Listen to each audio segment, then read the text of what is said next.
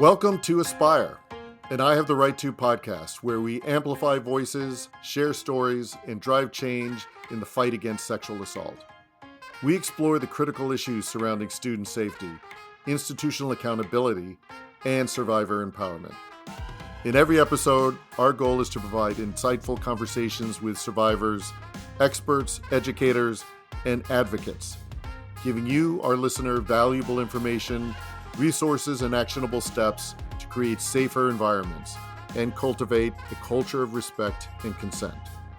Many thanks, Hugh and Gabriel, and it's great to be with you guys today and with our audience. I'm Alex Prout, co-founder of IHaveTheRightTo.org. I Have the Right To was founded 7 years ago as an organization to support survivors of sexual violence. The org was co-founded by my wife, Susan Prout, and my daughter, Chessie Prout. Chessie was a victim of sexual violence while in high school at St. Paul's School in Concord, New Hampshire. And through that experience, we learned about the many things that need to change and evolve for our young people to experience their educational experience without the threat of sexual violence. And it's just with great pleasure that I'm back here today with my two co-hosts, Gabriel and Hugh. And today we're going to get into another great conversation. We have spoken, guys, about what is aspirational masculinity and why this topic was one that intrigued interest in each one of us. Today, we want to dive a little bit deeper into this, and we want to talk about what has, your work, our collective work on aspirational masculinity meant to each one of us. We'll kick it off right now. And the way I want to kick it off is by looking at what we can call the state of masculinity right now. And what does that state of masculinity look like for our young people, our young men? And quite frankly, the picture is not a rosy one right now. If you look at any of the credible research reports out there, you could almost say that the state of our young people is in a state of crisis. And there are a couple of evidence points. I just delivered my youngest daughter to college, and through that, I got to hear firsthand the rates of the gender balance in the incoming freshman class. And it reaffirms what I'm reading in all these reports. 30 years ago, the gender split in universities was 60% male, 40% female. And in the last 30 years, that ratio has flipped. Our places of higher education now are 40% young men and 60% women. Now, on the surface, it can go a lot of different ways, but you add the different perspectives in terms of the rates of suicides, the rates of, or the state of mental health amongst especially our young men, the levels of violence, whether it be gun violence, interpersonal violence, or sexual violence, are again at historical highs. There's something that seems to be impacting our young people, but especially our young men. And that's something that, thanks to having two high school aged young men with us today, I'd love to ask you guys about that. Is what I just reviewed, Hugh and Gabriel, something that seems distant and foreign to you, or is that there's something relevant to what you're seeing day to day? I think we can see it in the world around us, whether it be my own experience, what I see on the news. And actually, I'd like to start by talking about my own experience first and what this work means to me and why I'm here doing this, because I know we've talked about what exactly aspirational masculinity is, but we haven't really dived into why we have these feelings towards it. So I'll start off by saying I think that masculinity an education on masculinity determines what the future looks like. So, like Alex said, the higher education difference between the fact that it's flipped over the years shows to us that men in general are not getting a good enough education on these topics and they're not paying attention to these modern trends in the world, whether it be foreign policy or gender studies and even the economy, all of it is affected by masculinity in some way. But I'll start off with my experience. I can see masculinity all around me just as a teenage boy in high school. And I think everybody knows of their experiences. If you're a boy in high school or middle school, if you're in the locker room and there's some joke that goes around or something like that, you might not think that joke affects everybody around you and you might just get a couple laughs out of it. But in the future, that joke will change the view of what happens or of what the boys in the room think of women. They'll begin to objectify them and spread cruelty, spread those jokes similar to the ones that the boy in the room said. And eventually, maybe in some ways, this will begin to evolve to sexual assault. And in Alex's case, obviously, this boy was not educated on, there was no education of masculinity or how to treat a woman. And I think that's such a big problem in today's society, is that boys don't understand how to treat a woman and they don't understand the effect that what they say has on other boys. The one thing that is different from a lot of previous generations is that these previous generations were shying away from learning about masculinity and being open to getting an education about masculinity. But the one main difference that our generation has is the openness to get an education about this masculinity. Because even though it's not taught often, I can tell whenever I'm having a discussion with some of my friends or in a classroom about masculinity, and both of us or many people in the room gain something or take away something from the conversation. And I think when more people continue to be more open about talking about masculinity, it's only a matter of time. I just want to jump in and say one thing that I really liked about how Gabriel described that domino effect about openness and vulnerability and how one person can change it. Because I like to think of it, say you're back in the locker room setting and one person makes a joke, everybody starts laughing around them. It's like the saying, laugh and the world laughs with you. And I think to me that fully applies to this openness. Just one person jumping in and saying, that's a weird joke. I don't know, I don't agree with what you said. And having that be heard around the whole room. Even if you get laughed at again, that's still gonna resonate with people, what you said. And for the most part, you're not gonna get laughed at. People are gonna say, they're gonna think differently and say, oh, he's right. And even if they don't think that in the moment, they're thinking that later on. And I think the one thing that Hugh just said about being laughed at is it's even if you get laughed at, it's important to not shy away from that. And Yeah. from that joke, let's say that joke happens again tomorrow, you say the same thing, you stand up again. And then even if some people still laugh at you, it'll be less. And then you keep on standing up, and that repetition will make people realize how important it is and why they should not make any jokes like that. And until no one starts laughing and people in the side completely flips, so everyone's agreeing with you. And the person who made that joke actually gets shamed for that because they realize, not even shamed, but just they recognize that that joke's not appropriate and why it's not appropriate. People will slowly start, even if it takes time. The repetition, I think, is what's crucial to changing the state of masculinity currently, which is very unstable. I am so encouraged, so hopeful, and inspired by one of my follow-up questions would be, okay, it's fine amongst us sitting here talking about this, but in that moment, how do you have the courage to stand up in that locker room and speak up? But then I'm thinking, oh my gosh, you guys are on a podcast that will reach millions of people. And you're saying this here now. So obviously that courage is real.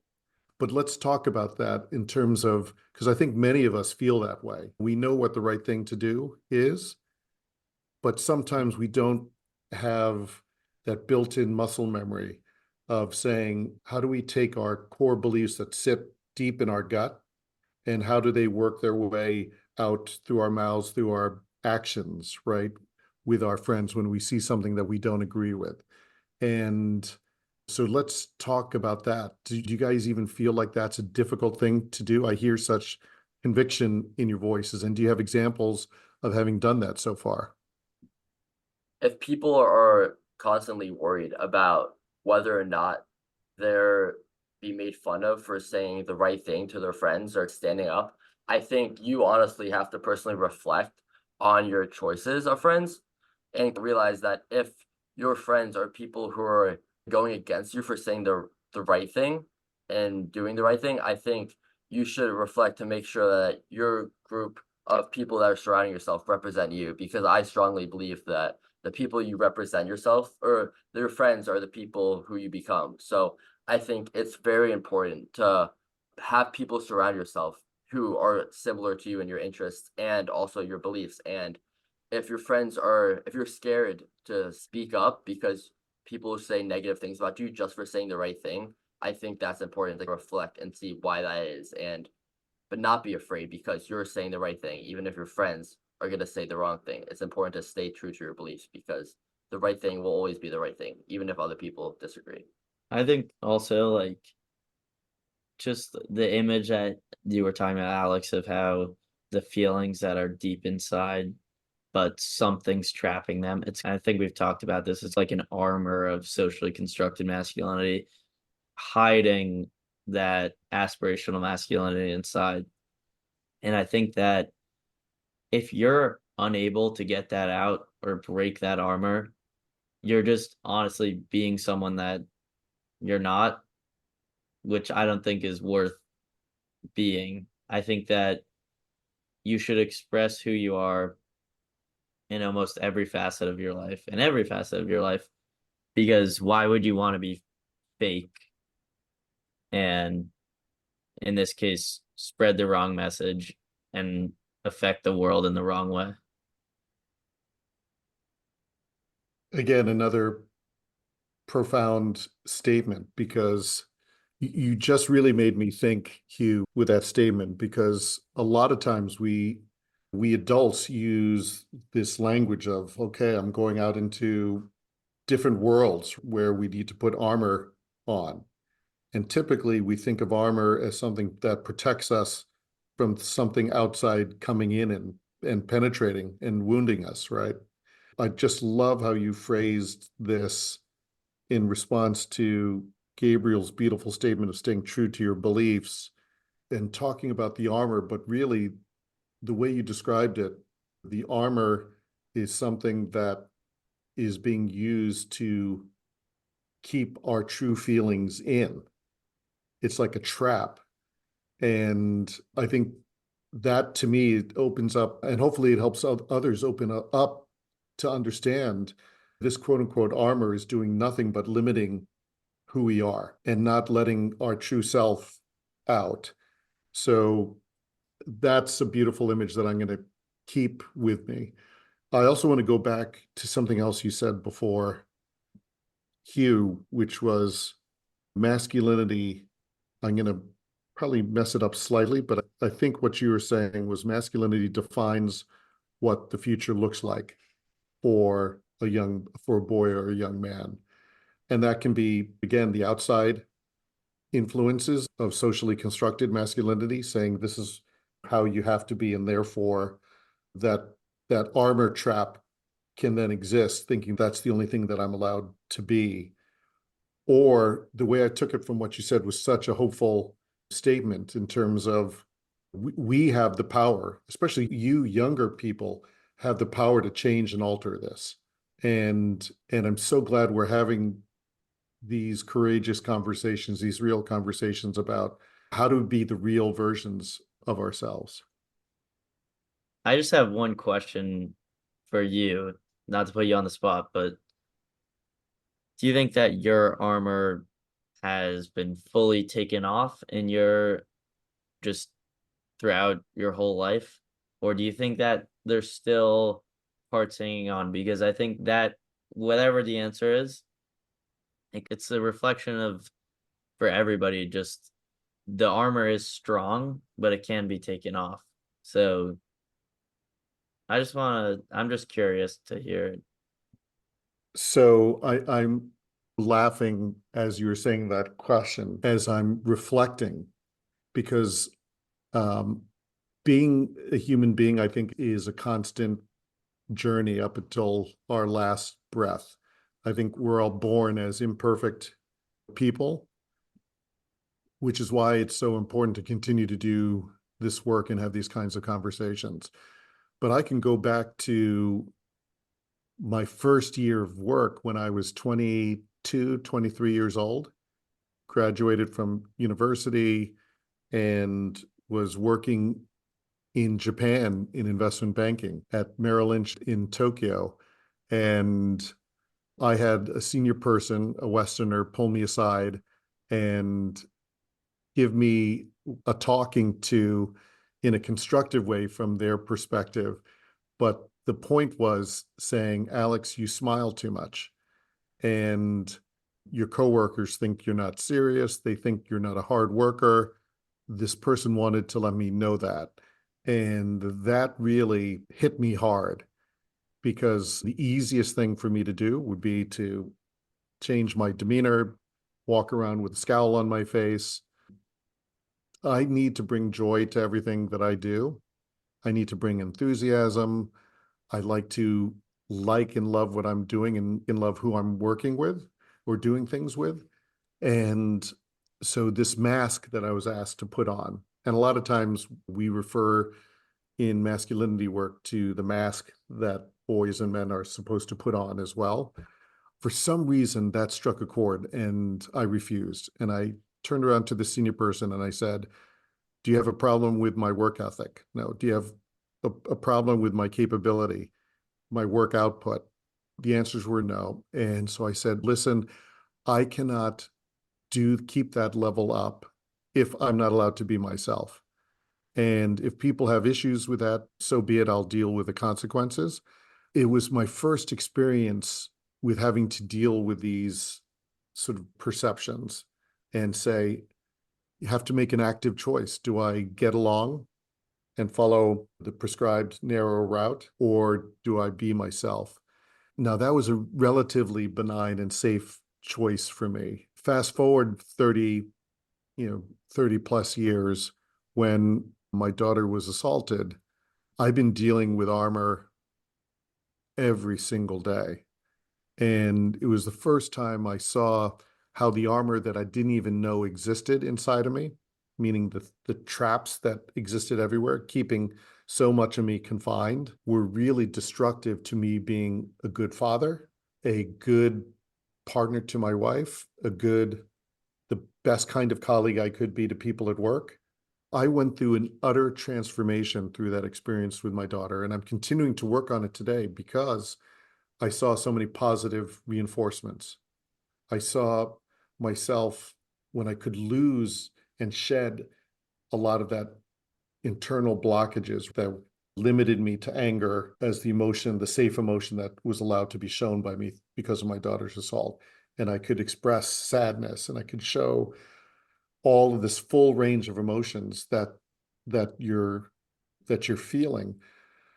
That was so liberating, and then allowed me to be a real person to so many other people. And I think it's really allowed me to be here today and want to do this work with young people like you guys and others, and reach a lot of other people to say, it's time for us to wake up and allow ourselves to be who we are, and start demanding that other people start spending the time and do the work to do it for themselves, but then also understand that we're all in different individuals. And we go back to the tagline of I Have the Right To as an organization. Our tagline is, we believe that safety starts with respect, right? And because we all believe in safety, but we need to have respect for that to exist. But in order to give respect, we have to have respect for ourselves and understand who we are. But have I succeeded yet? No, I'm still a deeply imperfect person. But once you break through and wake up, this work isn't work. It's actually joyful work, if that makes sense, right? Because as you break these things down, you find a lot of the anxiety, the stressors, the things that were holding you back are released.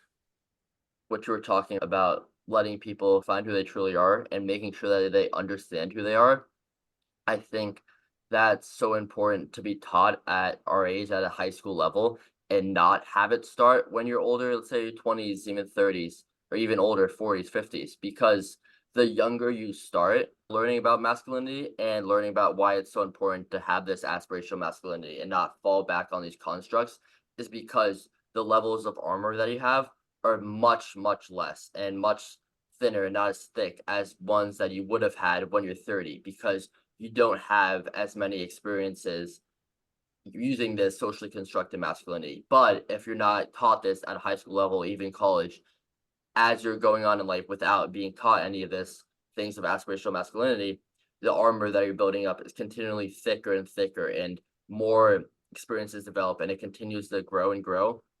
And let's say now you're 30 and you want to start changing it, learning how to be that aspirational man, it's still definitely possible, but the change that's required to happen within yourself is much, much more difficult because you didn't learn any of this when you were younger. So the information and the kind of memories that you have to backtrack and backpedal on to remember what you did wrong about them and why those decisions that you made weren't the best decisions is a lot more frequent. Instead, when you're younger, as a young adult, you have a lot less of those experiences. So you can grow at a much quicker rate, and you have much more experiences to grow on top and break away that armor, and instead build it out, not a layer, but this beneficial layer. So that's again a wonderful way to look at it, and is a real big motivation for doing this work as young as possible. I love that image of the armor being very thin or not formed yet. So going back to something, Hugh, you said earlier, I want to just dive into it because to me, it seems pretty important place, let's say, because I hear it all the time. The locker room, you talked about the locker room as a place where some of these inappropriate comments or jokes might happen. We've heard a lot about quote unquote locker room talk. Why is the locker room the place that we refer to most? And let's talk also for our audience about some ways that we can offset the locker room talk. I think both of you guys talked about the really courageous route of Gabriel. You spoke about speaking up in that, moment. So did you, Hugh. But that might not be the route that everyone wants to take or feels capable of taking. But I'd love to dive into the locker room and other ways that we could address that environment that seems to be very restricted in there. Yeah, so I think if you look at it on a literal level, or just the locker room is the place where you're getting ready for a game or a match or anything of that sort, and you're all riled up. You have this anger inside of you, you're ready, you have this energy, and you're ready to let out all these feelings. And I think that people who make those jokes find comfort in laughter as a kind of energy, lets them release that energy. But I like to think of the locker room in terms of figuratively. I think it's ironic that the locker room is this place where all this energy, all these feelings get put out, but the locks in the locker room remind me of those feelings that are locked inside. If you're standing in the middle of the locker room, there are lockers all around you. You're talking to the front of the lockers, but you're not talking to you're not opening the lockers. You're not seeing what's inside, if you know what I'm saying, as you're not seeing the real personalities of those people. You're seeing fronts of lockers rather than what's actually inside of the lockers. And I know that's a lot of kind of like figuratively to think about, No, because but what are lockers made out of? They're made out of metal, which is armor. armor. Yeah. Yes, yeah. So I think that's like the perfect way that you can imagine it. You're talking to armor, you're talking to metal, and you don't know what's inside. And as soon as, if you think about it, if one locker just randomly opened up, it grabs everybody's attention right away. A ghost opened the locker. So it's like when that one person speaks up, everybody's looking at that person. And then those other lockers start opening up. And eventually those conversations are free and open. And so that's how I like to imagine it, because I feel like it is just crazy to think about that the locker room is where that all comes out. And I think it's just, there's something that, you know, figuratively with the lockers that explains why it is in the locker room where it comes out. And I think going back to your question, Alex, on asking what people could do if they're not as comfortable speaking out in that group setting, I think there's two things that people can do if they're not as confident that are still really effective and can lead to even bigger change.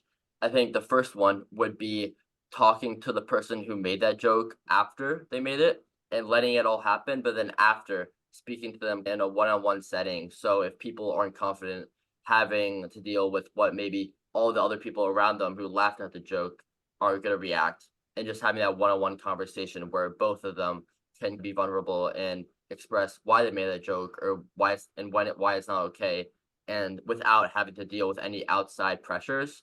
Or let's say another example, or another way you could approach this is if you had one of your friends, let's say, was someone who laughed at the joke after the joke was made, and when you're both in a private setting, and if you guys are both very comfortable with each other, you could talk to them one-on-one and be like, why'd you make that joke? Like, why'd you laugh at the joke? And they could be like, oh, maybe I shouldn't have laughed at the joke.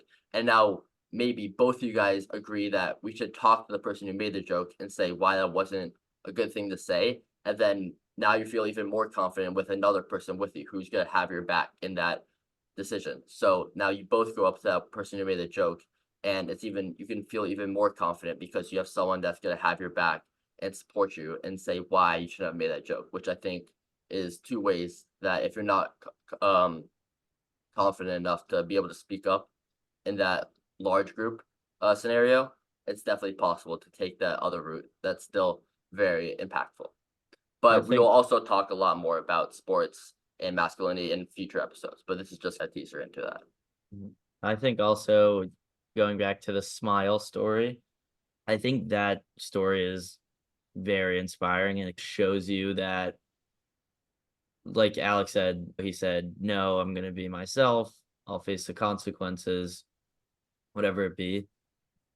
That's like him standing up in front of that whole group of people, even though they're not in the scenario, even if it's just his boss with him rather than all the coworkers around. He's standing up in front of all them.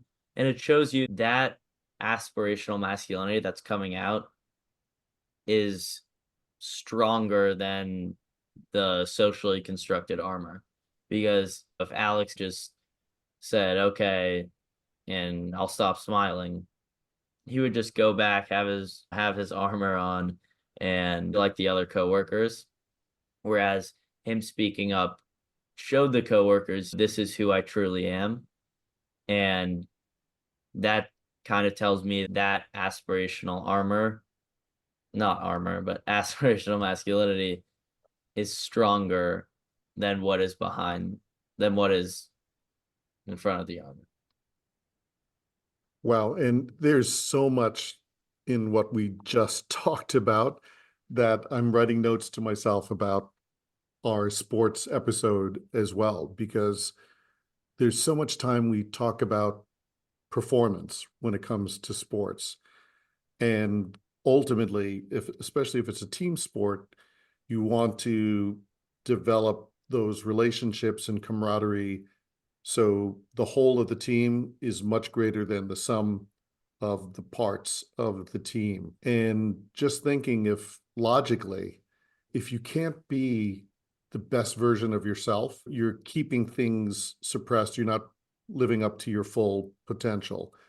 And I think there's so many different reasons why what should be the motivation for focusing on this. And of course, we want everyone to be the best version of themselves, but a lot of times it's hard, right? I think we need to acknowledge it is hard. The easier path is to just keep things bottled up. But I think that leads to what I opened up with in terms of the macro issues facing our young people today. We're asking our young people to keep so many things bottled up that it becomes a pressure cooker that sometimes explodes, right? And that does no one any good.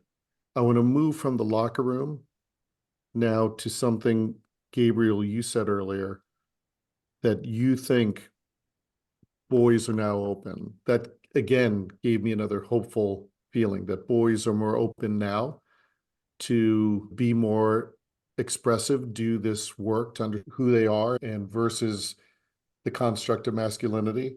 Why do you think that's the case? I think because personally, in my own experience, I have had many conversations with, let's say, my friends, or I'm in a group at my school called BLB, which is Boys Being Boys, and which is also Hugh is as well, where we talk about masculinity. And I found coming out of those conversations many times, I've seen kind of these faces of people that see how they've learned something and they realize now the impact of masculinity and how impactful it is. And with also the continuation of many talks that I've had with people and learning all this information, I see how people are more open to learning about masculinity and aspirational masculinity.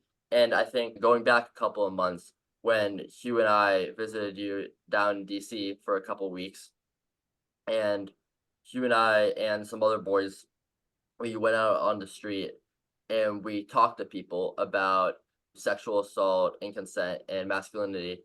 And some people were obviously shy to talk about it, but once we got people to talk about it and we talked to them about statistics or the importance of it, I found that often many of them were very receptive to it.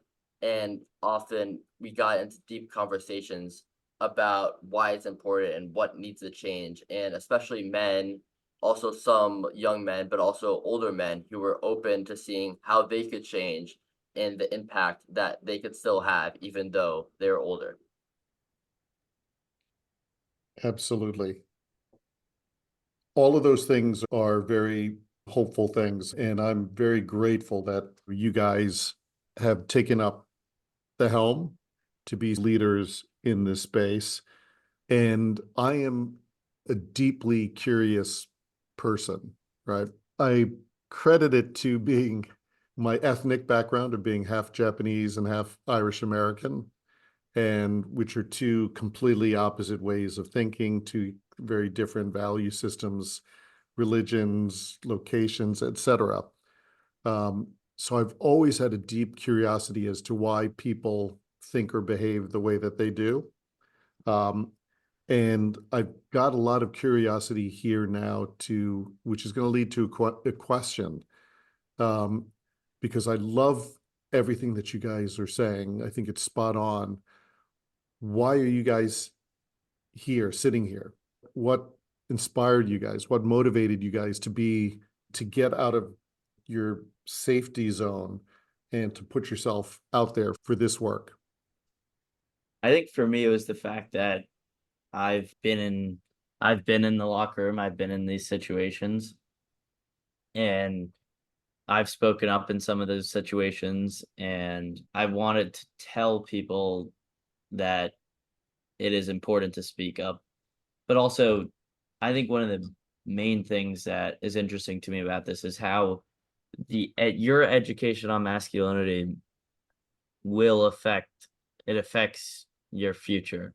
So for me, I wanted to have an education on masculinity so that I could live a healthy life, have a wife and children who I was comfortable expressing my feelings around, who I was not putting up another face for, and also in other situations being respectful to girls and women and being able to recognize what's right, what's consensual, and what's not. Because as we've talked about, socially constructed masculinity preaches this image of the dominant man who does whatever he wants. It's his domain, especially in settings with women. And I thought that connection between education on masculinity, the lack of education on masculinity, and the effect that has on sexual assaults and just around the world in general, I think that is also a big part of it to me. So I guess in general, the whole world aspect of it, having to reach people to um, live in a healthier society than we do live in today, because I know you said at the start the masculinity is not, its color isn't rose right now. So I think we can fix that, and that is definitely something I'm striving for. And So yeah, go ahead. sorry, I didn't mean to cut you off, but I think for me, my interest has started at a more of a micro level and then transcended into a macro level, because I think, like you said before, how he's been in the locker rooms, I have as well, and I've seen these jokes or these people talking, and I myself have stood up and I've seen this, even if it seems like a small impact and how they change how they talk, that small thing that I said could actually had a big impact on some of these people, and they decided to not say these things anymore.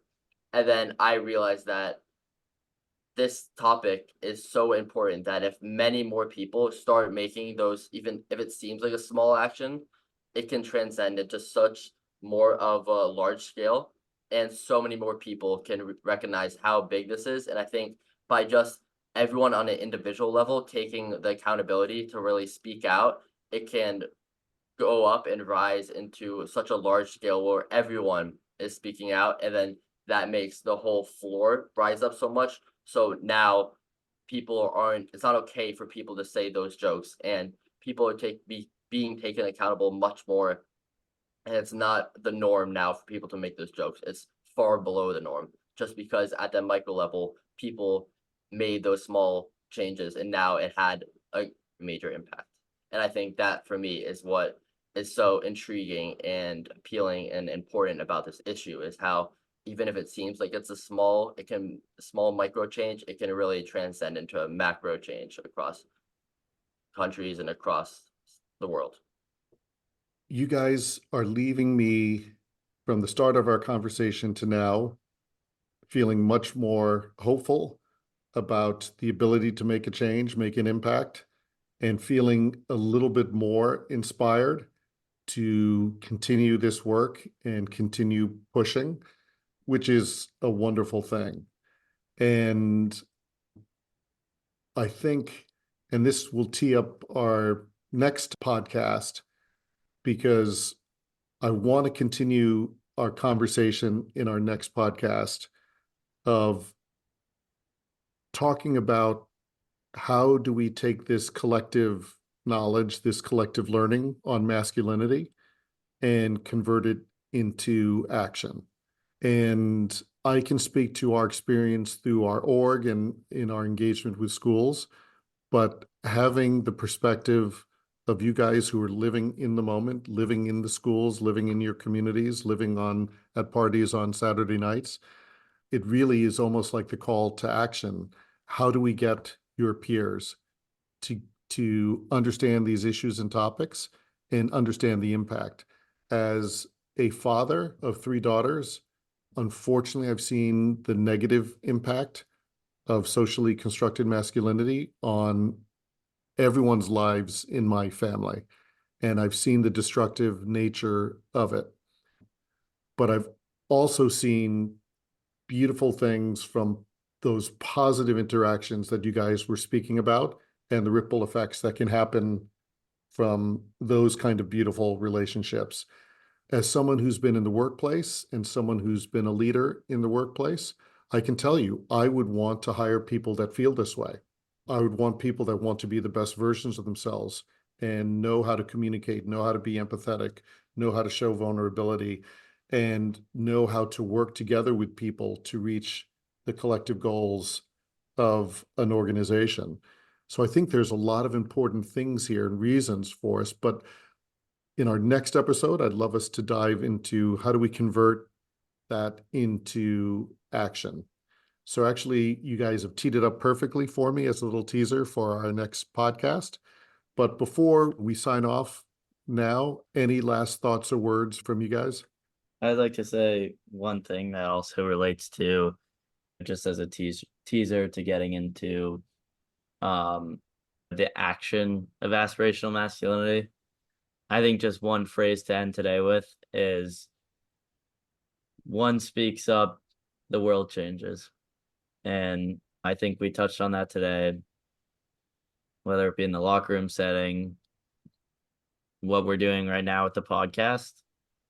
And I think that applies to almost every part of your life. And I think that it's a good way to end this and a good motivation for the future. I've got goosebumps from that, Hugh, because that is the only way the world has changed to date, which I think is the second part of that quote.